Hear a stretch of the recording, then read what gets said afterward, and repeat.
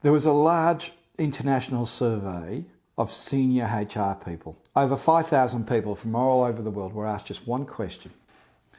Would you find the best person for your next vacancy from your current selection processes or sticking a pin in a list of applicants? 70% voted for the pin.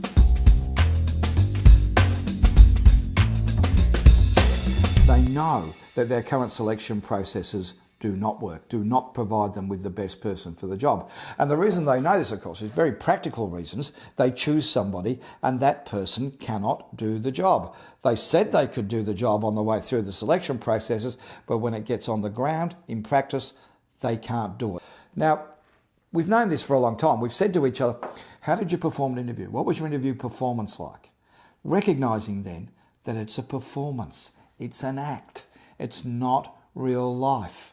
This is a game that we play, the game of getting a job. I had a group of people who didn't know what the script was. How do you perform? How do you play your part if you don't know what the script is? How do you play this game if you don't know what the rules to the game are? Once I realised this, I made it my mission then to find out what the script is, what the rules to this game are. The problem with most of the advice that you get is that it's personal advice. It's well-meaning and it's honest advice from that particular person when they're giving this advice. But even if that advice comes from a recruiter or a HR manager, it is only ever going to be about what impresses them and not necessarily what works on a broader scale.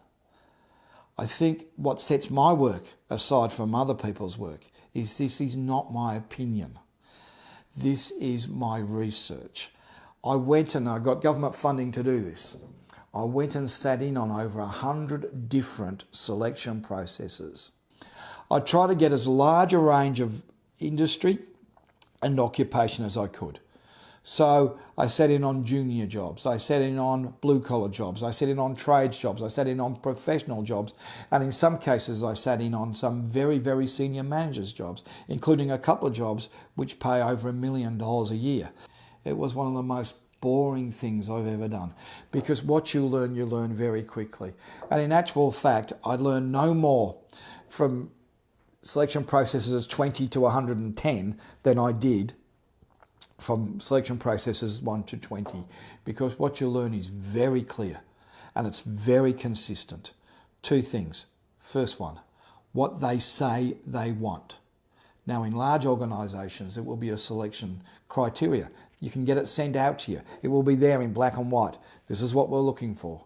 In smaller organisations, not that organised, it lives inside somebody's head. So I go there, they say to me, look, Philip, this is what I'm looking for today. But in both cases, what they say they want, what they honestly believe that they want, what they will look you in the eye and tell you straight they want, and who they choose are often very different. Now, I coach to who they choose, not what they say they want. For that reason, some of my advice will contradict other advice that you've received. I'm sorry, I can't help it. It's the way things work. But I will try and give some logic, some reason as to why it works. So not only will you do things differently, but you'll understand why you're doing things differently. The other thing you'll learn very quickly is there is a script to this. It's not as easy as just saying open sesame and doors start opening for you, but you see across occupation, across different levels, across different industries, you hear the same questions being asked time and time and time again. And you hear the same answers being good answers, and just as importantly, the same bad answers being bad answers time and time again. Now, it seems to me that some people, for whatever reason, have discovered the secrets to getting a job and have discovered what a good answer is. Those people, they get work, they get promoted, they buy houses, they go overseas for their holidays, they have better lives. They're not better workers. Don't fall into a trap of thinking somehow they are better at what they do. They're not better at what they do. They're better at the selection processes.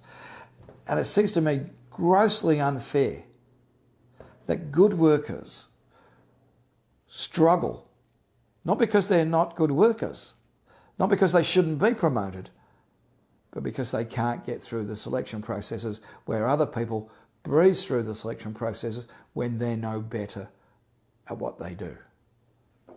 You've picked up already that I'm very cynical about current selection processes. More than cynical.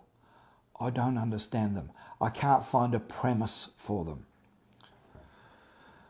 We've got more people apply for a job than we can fit into the job. Okay, what are we going to do? How are we going to find one person for this job out of all the people who have applied? I know, we'll hold a competition for this job. We'll call that competition a selection process. We'll call that competition an interview. And the person who interviews best is the person who will get the job. Even though they will never use those skills again. The skills you use in an interview, you don't use anywhere else except in an interview. So we'll decide who gets this job by testing one set of skills. And then we'll give them a whole different set of skills to do for the rest of their working life. Why would that make sense to anyone? Really?